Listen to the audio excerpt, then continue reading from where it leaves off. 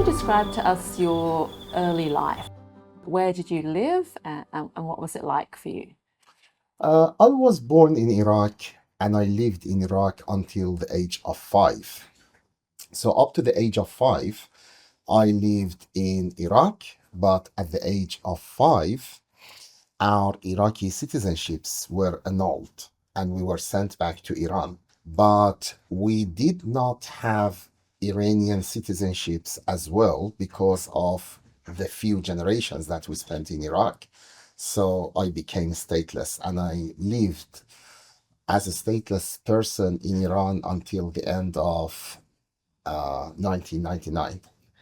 Can you tell us why you were forced to leave Iraq? Because we were deported. We were deported by force. So we were literally, the army came and knocked on our doors, and we were deported at gunpoint. And we were packed in army trucks. We were put initially in tents, then into a refugee camp. And after about 6 months, we were released into cities. And can you explain to the viewer who might not understand what statelessness means? Well, statelessness means you don't have a citizenship of a country. You do not have a right to a passport. You cannot vote.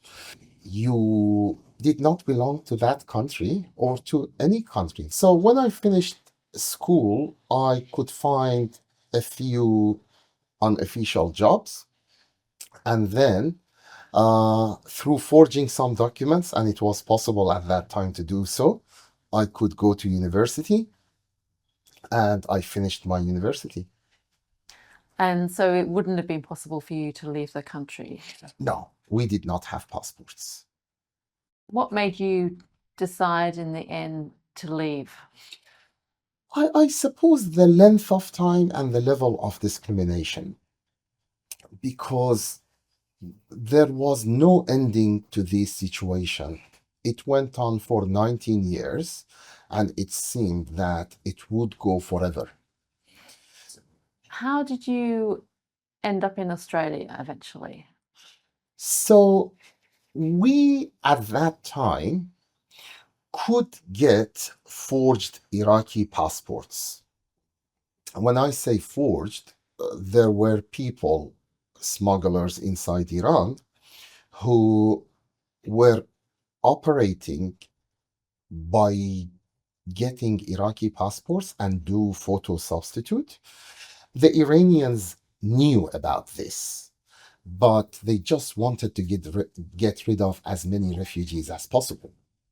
So they turned a blind eye. What I did, I got a forged Iraqi passport. I presented that one to the Iranian officials to get an exit permit. And on that forged Iraqi passport, I left Iran and I went to Malaysia through airport. From Malaysia, I flew to Indonesia with that passport. I got a boat to Australia. Finding the boat was not a big problem. The journey itself was. So we attempted the journey 3 times before we succeed. The first time our boat was too little, and when we were in the ocean, the captain turned back, thinking it's too risky. The second time, our boat got caught in a cyclone, and we almost died. We lost the engine, we lost our path. We were going through the routes that are not international routes, trying to avoid detection. And we almost died, so we were very, very lucky that the wind and the waves got us to an island, a semi-deserted island, and we were in that island for a few days before the cyclone went away, and then we had to try for the third time, and for the third time we were successful. So you were determined to try and continue your journey, even though it was very, very dangerous? Yes, because there was no other option. Iranian officials canceled our green card. So going back to Iran was not an option. Going back to Iraq was certainly not option. It was the time of Saddam Hussein and we would have been executed. And what happened after that? The Navy pulled our boat to Darwin. We were in Darwin for a day, and then we were taken to a detention center in Western Australia. The detention center is called Curtin. I ended up staying about a year in the detention center, and I considered myself lucky. What communication did you receive from the Australian authorities about what was going to happen to you? Very little, very little. So when we got into the detention center first, we had our initial interviews. That was within a week or two. And then we had a secondary interview about 2, 3 months, and then nothing happened. No communication whatsoever for 4 or 5 months. People went on hunger strike. At some point, people broke out of the detention center, and it was then when the government started the processing the applications. One morning, a case officer said, "Your name is among those who are going to be released today." So when you were released, did you get any support from the Australian government? We did. We were put on a Centrelink payment called the special benefits. But when we were released on a type of visa called TPV, temporary protection visa. So when did you eventually get permanent residency? I think it was in 2005 that I got the permanent residency. And how did that change your life? A lot. That was up to that point, there was really no sense of security and settlement. When you are on temporary visa, you don't know whether your visa is going to be renewed or not.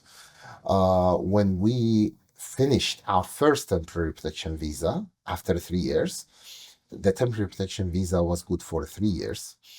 After that, we were put on a bridging visa.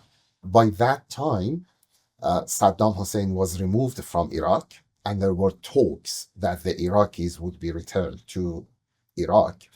But of course, the situation in Iraq when Saddam was removed was a very dangerous. So we were extremely worried about going back to Iraq as well. So that getting that permanent visa really gave us that sense of settlement and security and safety. When you received permanent residency, then you could go on to become eventually a citizen. Yes, yes. And how important was it you? What did it mean for you becoming an Australian citizen? Well, for me, it was especially important because up to that point, I did not know any citizenship. I did not have, I was a stateless person.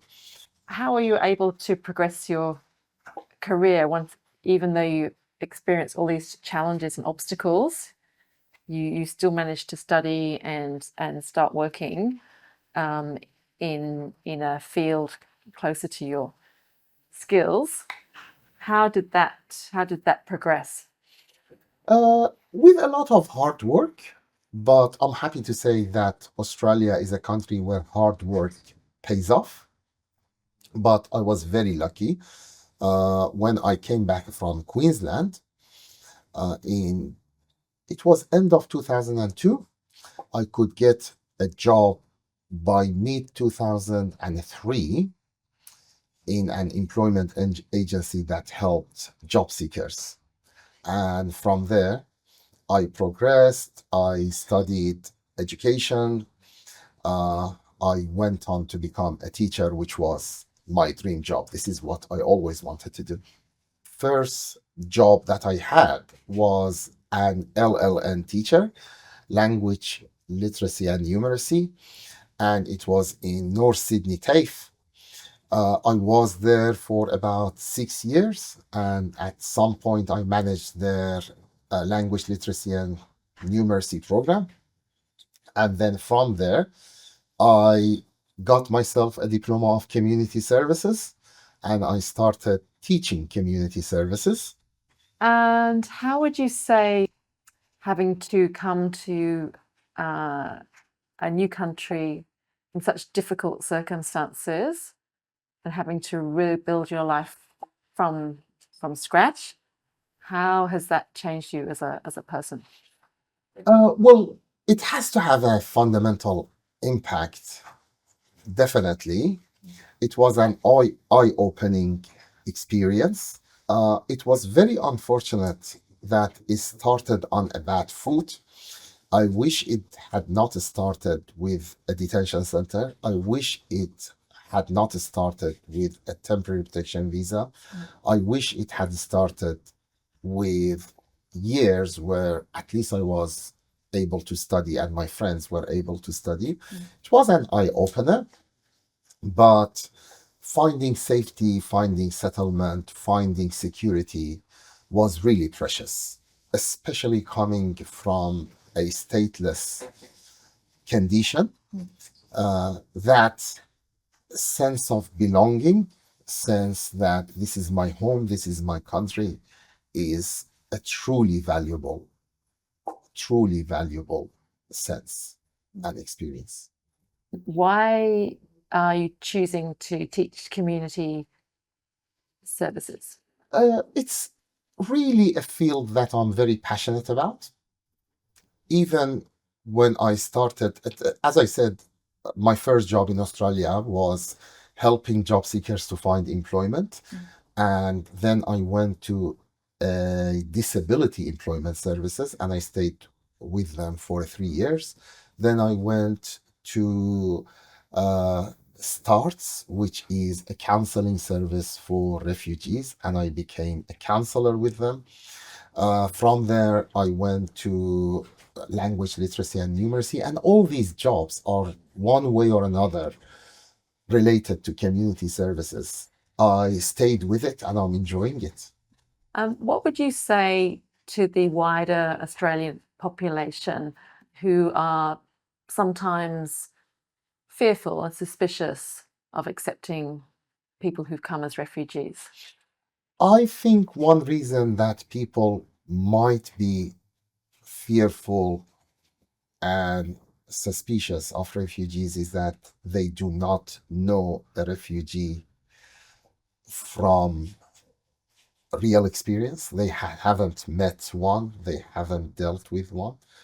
I think once they get in touch with one and see what they are doing, they will change their mind, really. Unfortunately, at some stage, refugees and boat people in particular were used as a political scoring, and the media, the government put the boat people and refugees in a very, very bad light. And sometimes I don't blame those people who don't have first-hand experience of refugees from thinking any different. I really believe that once they deal with refugees, they will change their mind.